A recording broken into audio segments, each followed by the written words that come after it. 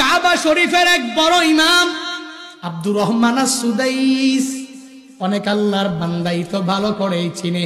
কোরআন তিলাওয়াত শুনে শুনে, ভাঙ্গা কণ্ঠের এই কোরআন তিলাওয়াত শুনে শুনে চোখের পানি ফালায়। শুধু তাই না, আল্লাহর এই বান্দা 37 বছর পর্যন্ত কাবার বড় ইমাম, মক্কার বড় ইমাম, মদিনার অনেক বড় ইমাম, সৌদি আরবে যেই পরিমাণ দাম, যেই পরিমাণ সম্মান, কাবার ইমাম যার তিলাওয়াত শুনে শুনে ওই মুক্তাদিরাও কান্না করে, ইমামেরাও কান্না করে। নিজের চোখে দেখে আসলাম গত রমজানের মধ্যে এক আল্লাহর বান্দা ইন্দোনেশিয়ার এক বৃদ্ধ ওই হুজুরের কোরআন তিলাওয়াত শুনে নামাজের মধ্যে দাঁড়াইয়া দাঁড়াইয়া চোখের পানি ফালায়, এক পর্যায়ে কান্না করে করে করে জমিনের মধ্যে পড়ে যায়। তবুও নিয়তটা ছাড়ে না, আবার দাঁড়ায়া যায়, আবার কোরআন তিলাওয়াত শুনে আর হাউমাউ করে চোখের